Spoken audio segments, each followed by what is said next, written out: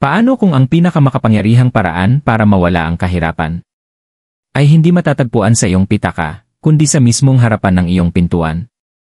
Ang kahirapan ay hindi laging tungkol sa kulang na pera sa bangko. Minsan, ito'y tungkol sa naipit na enerhiya. Sa bigat na nananatili sa iyong tahanan. Sa tahimik na harang na humahadlang sa biyayang para talaga sa iyo. Nagpagod ka na. Nagdasal ka pa. Pero bakit parang may nakabara pa rin? At marahil, ang kasagutan ay hindi sa paggawa ng mas marami, kundi sa paglilinis ng kung anong nariyan na. Dahil ayon sa mga sinaunang tradisyon, ang pintuan ay hindi lamang pasukan. Ito ay isang banal na lagusan. Isang daanan ng enerhiya, papasok at palabas. At kung ang lugar na yan ay mabigat, barado, o napapabayaan, ganoon din ang iyong daloy ng kasaganahan. Ngunit may isang bagay na simple. Sagrado. Tahimik na kilos na muling makakabukas sa pintuang iyon. Ang paghugas ng iyong pintuan gamit ang tubig na may asin. Maaaring parang maliit na bagay. Pero madalas, ang pinakamalalalim na pagbabago ay nagsisimula sa pinakasimpleng mga ritual. Ang iyong tahanan ay may kaluluwa. At tulad mo ito ay may alaala. Nakasalalay sa mga dingding ang mga alaala. May dalang enerhiya sa bawat sulok. At binabantayan nito ang iyong pintuan, tahimik ngunit matatag. Tinanggap ang mga biyayang nakalaan. At tinatanggihan ang mga hindi na nararapat. Ngunit paano kung ang hangganan na yan ay hindi na malinis? Hindi sa paraang kayang ayusin ng mop, kundi sa paraang nararamdaman ng iyong espiritu. Dahil naiipon ang enerhiya. Ang kahirapan, pag-aalala, inggit at takot hindi lang nananahan sa mga tao. Nananahan din sila sa mga lugar. Nagtatago sa mga lugar na araw-araw nating nilalakaran. Gaya ng harapan ng ating sariling pintuan, na madalas nating nakakalimutang pansinin. At kalimutang linisin. Sa tradisyong Pilipino at sa maraming sinaunang kultura, ang pintuan ay banal. Hindi lang ito pasukan ng bahay. Ito'y lagusan ng iyong buhay. At kapag ito'y mabigat barado puno ng nakatenggang enerhiya, nag-aalinlangan ang mga biyaya. Bumabagal ang daloy. At bigla na lang, ang lahat ng pinaghihirapan mo ay tila napakahirap abutin. Ngunit ang paglilinis ay hindi lang basta pag-aalis ng dumi. Ito'y pagbubukas ng espasyo para sa banal. Kaya ngayong araw, hindi bukas. May panawagan sa iyo na gawin ang isang simpleng bagay ngunit makapangyarihan. Hugasan mo hindi lang ang alikabok. Alisin mo hindi lang ang kahirapan. Buksan mo ang bagong daan, simula sa mismong pintuan mo. Gamit ang asin. Gamit ang tubig. Gamit ang malinaw na layunin. Dahil ang kasaganahan ay hindi palaging kumakatok. Minsan naghihintay ito hanggang luminis ang pintuan. Yan ay spiritual na papel ng tubig dahil ay asin. Bago pa nagkaroon ng medisina, bago pa dumating ang agham, bago pa naisulat ang mga dasal. Nandyan na ang asin. At nariyan na rin ang tubig. Dalawa sa pinakamatandang elemento ng daigdig. Dalawa sa pinakabanal na kasangkapan sa lahat ng sinaunang tradisyon. Hindi dahil sa pamahiin, kundi dahil sa kung ano ang kanilang dala. Buhay, kadalisayan at enerhiya. Ang asin ay hindi lang pampalasa. Ito'y ginamit bilang salapi. Iniaalay ito sa mga espiritu. Ginamit ito para mag-alis ng masamang enerhiya, sumipsip ng sakit, at protektahan ang mga tahanan. Sa mga pamilyang Pilipino, makikita ang asin sa mga ritual na minana mula sa mga lola at mga manggagamot. Pangontra sa usog, panlinis ng silid pagkatapos ng sigalot. Pangprotekta sa sanggol mula sa di ka nais-nais na enerhiya. Bakit? Dahil ang asin ay nag-uugat. Sinasalo nito ang hindi dapat manatili. Inaalala nito ang kailangang alisin. Ngayon, idagdag mo ang tubig. Ang pandaigdigang panlinis, ang sinapupunan ng daigdig. Ang elementong nagpapabago, dumadaloy, umaangkop at nagpapagaling. Ang tubig ay damdamin. Ang tubig ay alaala. Ang tubig ay galaw. At kapag pinagsama mo ang dalawa, asin at tubig, lumilikha ka ng likidong layunin. Isang banal na panlinis. Isang banayad ngunit makapangyarihang enerhiya na hindi lang naghuhugas, kundi nagre-reset. Ginagamit ng mga espiritual na tagapagpagaling sa buong mundo mula sa mga shaman at monghe. Kurandero hanggang sa ating mga hilot. Ang pinaghalong ito upang linisin hindi lang ang pisikal na espasyo, kundi pati na rin ang emosyonal at enerhiyang karga. Dahil ang katotohanan ay, hindi lahat ng dumi ay nakikita. Ang ilan ay kalat sa damdamin. Ang ilan ay bigat mula sa henerasyon. Ang ilan ay resulta lang ng napakaraming araw na lumipas ng walang pagbitaw. At ang iyong pintuan? Nasasalo nito ang lahat. May mga taong papasok at lalabas. Dala ang kani-kanilang enerhiya. May mga naiwanang iniisip kahit pa sila'y umalis na. May mga salitang nakakabit sa hangin. Mga problemang pinansyal, balitang masama, inggit mula sa kapitbahay, nananatili. Diyan lang. Sa may pintuan mo. Kaya't kapag hinugasan mo ang iyong pintuan gamit ang tubig na may asin, hindi ka lang naglilinis ng semento. Sinasabi mo sa enerhiya, pinipili ko ang kapayapaan dito. Pinipili ko ang liwanag. Pinipili kong magsimula muli. Isang munting kilos lang. Pero ang espiritual na lakas ay hindi nasusukat sa laki. Nasusukat ito sa layunin. At ang malinis na pintuan ay maaaring maging daan sa isang malinis at malinaw na buhay. Paano nagiging enerhiya ni kahirapan, hindi lang pananalapi? Madalas nating iniisip na ang kahirapan ay puro numero. Kulang ang pera sa bangko. Kulang ang bigas sa kabinet. Kulang ang pagpipilian, kulang sa swerte. Pero paano kung ang kahirapan ay hindi lang laging material? Paano kung sa ilang pagkakataon, ito ay enerhiya? Paano kung ang kahirapan ay hindi lang kung ano ang wala ka, kundi kung ano ang naiipit sa loob mo at sa paligid mo? Kahirapan bilang mabigat na enerhiya. May mga bahay na mukhang malinis pero mabigat ang pakiramdam. May mga buhay na abala pero parang nakatigil. May mga taong araw-araw nagsusumikap, pero tila walang tunay na pagbabago. Bakit? Dahil ang kahirapan ay maaaring naninirahan sa enerhiya ng isang tao. Nasa mga salitang paulit-ulit na narinig mo noong bata ka. Hindi tumutubo ang pera sa puno. Hindi tayo pangmayaman. Magpasalamat kahit nahihirapan, ganyan talaga ang buhay. Dalang-dala ng bawat henerasyon ang bigat na yan. Ipinapasa hindi dahil sa kalupitan, kundi dahil sa pag-survive. Dahil sa pagmamahal, pero may kasamang limitasyon. At ang enerhiyang yan? Nanatili. Dumikit ito sa iyong pananaw, sa iyong tahanan, sa iyong mga desisyon. Hanggang sa ang kahirapan ay hindi na lang tungkol sa pera. Nagiging vibration na ito, paniniwala sa kakulangan. Isang tahimik na kasunduan sa pagdurusa. Ang iyong tahanan ay salamin ng iyong enerhiya. Napansin mo na ba kung paanong may mga lugar na parang laging may gulo? Nawawalang bayarin. Kulang lagi sa oras. Laging may sigalot. Yung pakiramdam na may parating pero hindi dumarating. Hindi lang yan basta-basta buhay. Yan ay tanda ng naipong enerhiya. At saan unang tumitigil ang enerhiya? Sa may hangganan. Sa pasukan ng iyong tahanan. Sa mismong pintuan. Dahil ang pintuan ang lugar kung saan nagdedesisyon ang enerhiya. Tatanggapin ba siya o tatanggihan? Kung ang iyong harapan ay puno ng emosyonal na bagahe, barado ng galit, lungkot o sugat ng mga ninuno, maaaring tahimik nitong harangin ang mga biyayang dapat ay para sa iyo. Alam ng Pilipino, totoo ang enerhiya. Sa kulturang Pilipino, hindi natin kailangan ng agham para maniwala sa enerhiya. Nararamdaman natin ito. Naniniwala tayo sa malas, sa lihi, sa mga ritual ng paglilinis. Sa bulong ng mga ninuno at mga pahiwatig sa panaginip. Binabasbasan natin ang ating tahanan. Sinasabi natin ang itabi-tabi po sa di nakikitang nilalang. Alam natin kung kailan mabigat ang isang kwarto.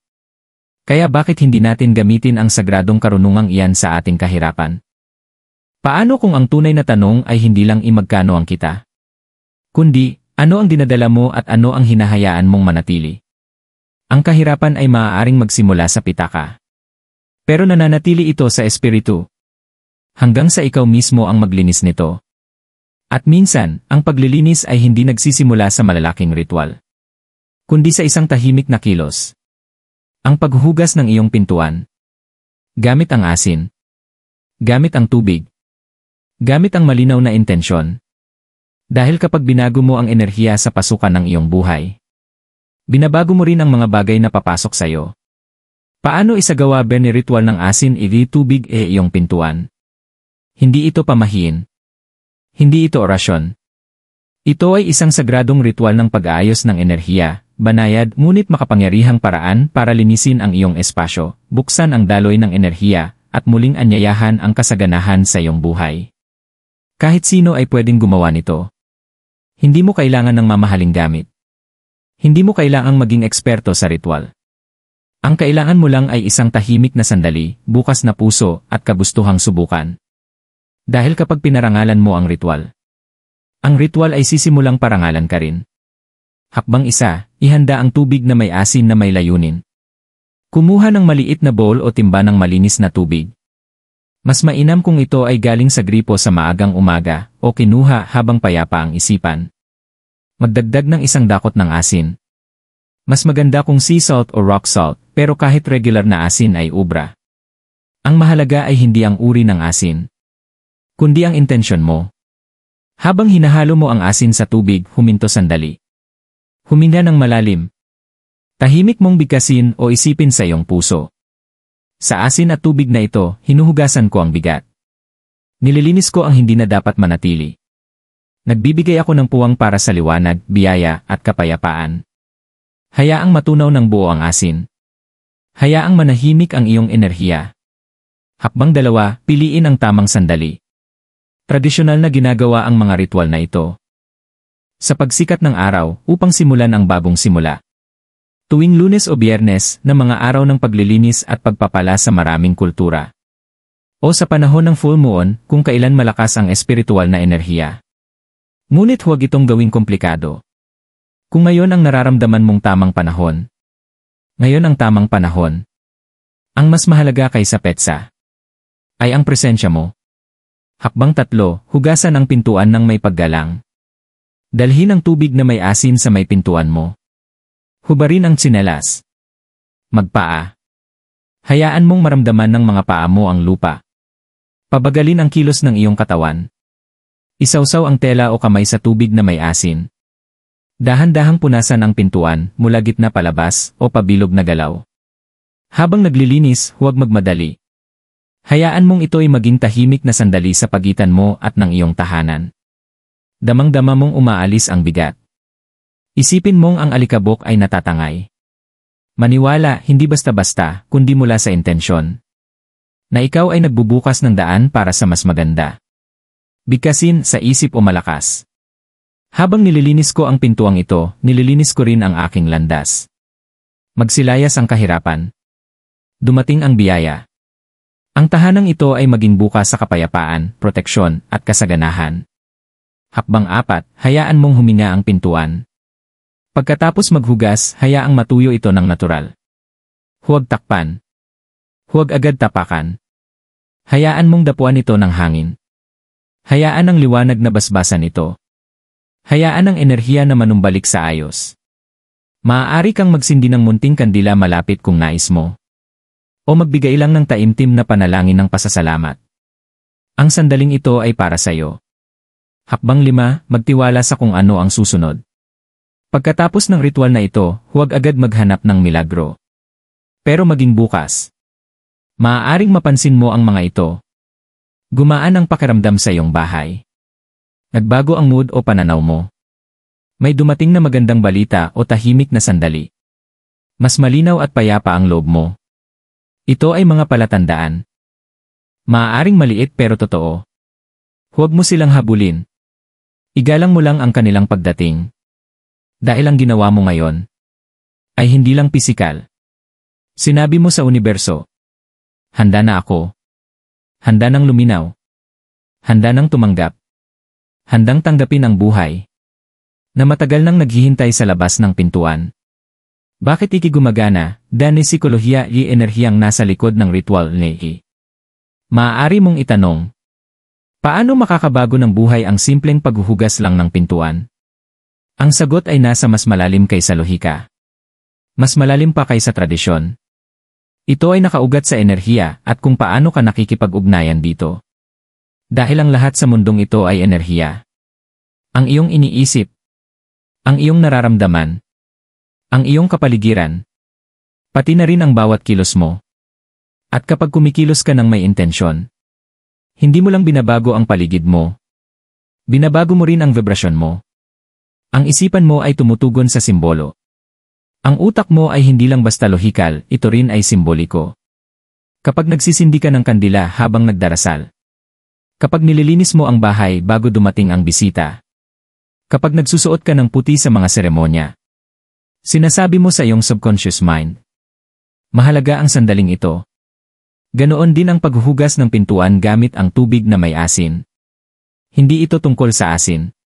Hindi rin ito tungkol sa alikabok. Ito ay mensahe para sa iyong sarili at sa iyong enerhiya. Tapos na ako sa kakulangan. Nililinis ko ang mga hindi na dapat manatili. Inihahanda ko ang aking buhay para sa mas marami. Ang ganitong ritual ay humihipo sa isang sinaunang bahagi ng iyong pagkatao. Isang karunungang alam ng ating mga ninuno. Isang bagay na ngayon palang hinahabol ng agham. Na ang kalagayan ng ating kapaligiran ay sumasalamin at nakaapekto sa kalagayan ng ating buhay. Kailangan ng enerhiya ang dalaw. Ang enerhiyang natigil ay nagdudulot ng resulta na natigil din. Kaya kahit wala ka namang ginawa, parang pagod ka sa isang magulong kwarto. Ang iyong espasyo ay may memorya. May dalang emosyon. Tumutugon ito sa pagpapabaya. At tumutugon din ito sa pagmamahal. Kapag nilinis mo ang pintuan mo, hindi mo lang inaalis ang pisikal na dumi. Pinapagalaw mo ang hindi nakikitang enerhiya sa paligid ng iyong tahanan. At binibigyan mo ito ng direksyon. Sinasabi mo, dumaloy ka dito. Pumasok ka dito. Malugod na tinatanggap ang kasaganahan. Ang nililinis mo, inaangkin mo. Maaring maliit lang ang kilos na ito. Pero ang epekto ay panloob. Nagiging mas mulat ka. Mas naka-ground. Mas handa kang tanggapin ang mga bagay na dati parang malayo. At ang kahandaang iyon? Ang pagbubukas ng iyong enerhiya. Iyan ang humihila ng mga bagong oportunidad sa iyo. Iyan ang tumutulong makita mo ang mga solusyon na dati hindi mo napapansin. Iyan ang nagtutulak sa iyo na gumawa ng mas matatapang na hakbang. Hindi dahil mas madali na ang buhay, kundi dahil mas malinaw na ang iyong espiritu. Pinagsamang karunungang espiritual at agham. Hindi ito mahika. Ito ay pagkakaayon. Gumagana ang tubig na may asin hindi dahil sa pamahiin, kundi dahil pinagsasama nito ang isipan mo, ang espasyo mo, at ang kaluluwa mo sa iisang daloy. Ipinapaalala nito sa iyo na hindi ka walang kakayahan. Isa kang aktibong kalahok sa enerhiya ng iyong buhay. Kaya mong maglinis. Kaya mong magpakawala. Kaya mong anyayahan ang mga biyayang nakalaan para sa iyo. Kaya't hindi lang ito basta asin at tubig. Ito ay ikaw. Sinasabi sa universo. Hindi na ako mabubuhay ayon sa anino ng nakaraan. Binubuksan ko ang aking pintuan para sa bagong simula. At ang pagbabago na yan, ang munting alon ng enerhiya, ay maaaring maging dambuhalang agos na magbabago sa lahat. Iyan nangyayari kapag hindi ay naglilinis ng enerhiya. Hindi lahat ng dumi ay nakikita. Hindi lahat ng harang ay pisikal. At hindi lahat ng kahirapan ay nagsisimula sa kakulangan ng pera. Minsan ang tunay na hirap ay wala sa iyong bulsa. Nasa iyong enerhiya. Nasa iyong espasyo. Nasa paligid mong hindi mo napapansin. At kapag binaliwala natin ang enerhiya, kapag nakakalimutan nating linisin hindi lang ang ating bahay, kundi ang mga espiritual na lagusan ng ating buhay. Unti-unti nating nararamdaman na parang ang buhay ay basta na lang nangyayari sa atin, imbes na galing sa atin. Mga palatandaan na barado ang iyong enerhiya. Gigising kang pagod kahit mahaba ang tulog mo. Gagawin mo ang lahat pero walang gumagalaw. Nililinis mo ang bahay, binabayaran ang bills, pumapasok sa trabaho. Pero parang walang nangyayari. Magsisimula ka nang magsabi ng mga katulad nito. Lagi na lang ganito. Parang walang patutunguhan. Pagod na ako pero walang pagbabago. At sa kulturang Pilipino, madalas ang sisi ay napupunta sa sarili. Kinakarga natin ang bigat. Sinasabi natin, siguro kulang pa ang dasal ko. O, ganyan lang talaga ang buhay namin. Pero hindi laging totoo yan. Minsan, hindi ikaw ang problema, kundi ang enerhiyang namuo sa iyong paligid. Lalo na sa mga bahagi ng tahanan mong hindi mo naiisip linisin. Tulad ng pintuan, ang enerhiya ay may bigat. Isipin mo lahat ng dumadaan sa pintuan mo. Stress sa trabaho. Inggit ng bisita. Init ng ulo mula sa tawag sa telepono. Bigat ng balita, bayarin o problema. Kahit hindi mo yan binabanggit. Nasasalo yan ng bahay mo. At ang pintuan mo, ang una't huling humaharap sa lahat ng yan. Sa paglipas ng panahon, naiipon ang bigat na yan. Hindi sa pisikal, kundi sa espiritual. Maaari mong mapansin. Lalong dumadami ang alitan sa bahay. Madalas ang kabagabagan kahit walang dahilan. Palaging problema sa pera. Mga oportunidad na laging naudlot. Malalim at paulit-ulit na pakiramdam ng pagkaipit o kabigatan. Hindi lang ito malas. Ito'y mga palatandaan ng enerhiyang naipit. Kapag hindi mo nilinisan, bitbit mo ito kahit saan. Kapag hindi mo nililinis ang enerhiyang naipit, bitbit mo ito sa bawat bahagi ng buhay mo. Gumagawa ka ng desisyon mula sa takot. Nagsasalita ka mula sa lumang sugat. Bumababa ang pangarap mo, bumababa ang inaasahan mo. At nababawasan ang tinatanggap mo. Dahil ang kaluluwa mo ay punang kalat. At kadalasan, hindi mo ito napapansin. Dahil ang ganitong bigat, hindi yan dumarating gaya ng bagyo. Dumarating ito gaya ng katahimikan. Gaya ng pamamanhid. Gaya ng dahan-dahang paniniwalang baka ito na lang talaga ang buhay. Pero hindi. Hindi kailanman. Walang nagbabago hanggang hindi ka naglilinis. Kung hindi mo aktibong pinipili kung anong enerhiya ang papapasukin, hinahayaan mo lang na manatili kahit ano. At sa mundong puno ng ingay, gulo at hirap, ang paglilinis ay hindi opsyonal. Ito ay kailangan. Hindi mo kailangang maging espiritual para maniwala rito. Ang kailangan mo lang ay kagustuhang magbago. Mag-reset. Muling angkinin ang kapayapaang unti-unting nawala. At maaari itong magsimula sa isang simpleng kilos. Ang paghugas ng iyong pintuan. Isang maliit na sandali. Isang sagradong paghinto. Isang makapangyarihang pahiwatig sa buhay mismo. Hindi na ako papayag mabuhay sa gitna ng mga bagay na hindi na para sa akin. Pinipili kong linisin ang daan para sa kung ano ang tunay kong karapat-dapat. Pangwakas ini aktwasyon, isang banayad niya'y panawagan. Hindi mo kailangan ng milagro. Hindi mo kailangan ng tagapagligtas. At hindi mo rin kailangang hintayin ang tamang panahon. Dahil minsan, nagsisimula ang paggaling sa mismong sandali na pinili mong magbigay ng espasyo para dito. Sa mismong tahanan mong kinalalagyan. Sa buhay mong tangan ngayon. Sa mga pangarap mong bitbit. At sa tahimik na pananabik ng iyong kaluluwa. Nasa iyo na ang lahat ng kailangan para magsimula. Hindi sa sigaw. Hindi sa bagyo. Kundi sa isang bowl ng tubig na may asin at sa sariling mong mga kamay. Hindi ito basta paglilinis. Ito ay pag-aangkin. Kapag hinugasan mo ang pintuan mo, hindi ka lang nag-aalis ng dumi. Inaalis mo rin ang pagdududa. Sinasabi mong, naniniwala akong karapat-dapat ako sa kapayapaan. Pinararangalan ko ang enerhiya ng aking tahanan. Malugod kong tinatanggap ang kasaganahan, proteksyon, at layunin. Maaaring maliit lang itong ritual. Tahimik. Payak. Pero huwag hayaang lokohin ka ng pagiging simple nito. Dahil ang pinakamalalalim na pagbabago, madalas ay nangyayari hindi sa ingay, kundi sa intensyon. Hindi sa puwersa, kundi sa presensya. Ito ay pag-alala sa iyong kapangyarihan. Sinubukan ka ng kumbinsihin ng kahirapan. Na ikaw ay naipit. Na ikaw ay sira. Na ang kapalaran mo ay nakatakda na. Pero mas alam ng kaluluwa mo ang totoo. Hindi ka walang magagawa. Hindi ka isinumpa. At hindi ka itinadhanang paulit-ulit na umiikot sa parehong siklo. May karapatan kang maglinis. Magbago. Buksan muli ang iyong buhay. At hindi ito kailangang magsimula sa trabaho, sa utang, o sa swerte. Maari itong magsimula sa iyong pintuan. Ngayong gabi o bukas ng umaga magsimula ka. Pumili ng oras. Ihanda ang tubig. Basbasan ito gamit ang sarili mong mga kamay. Iapak ang paa sa lupa. Hayaan mong ang puso mo ang magsalita habang pinapawi mo ang mga bagay na hindi na dapat manatili. Hindi mo kailangan ng pahintulot. Hindi mo kailangan ng perpekto. Ang kailangan mo lang ay ang tapang na magsabi. Pinalalaya ko ang mga pumipigil sa akin. Tinatanggap ko ang mga biyayang matagal nang para sa akin. Isang pintuan. Isang bagong daan. Hindi mo lang nilinis ang sahig. Nilinis mo ang daan. Para sa grasya. Para sa daloy. Para sa kasaganahang matagal nang naghahanap ng ligtas na pasukan. Kaya gawin mo ito ng may paggalang. Gawin mo ito ng may presensya.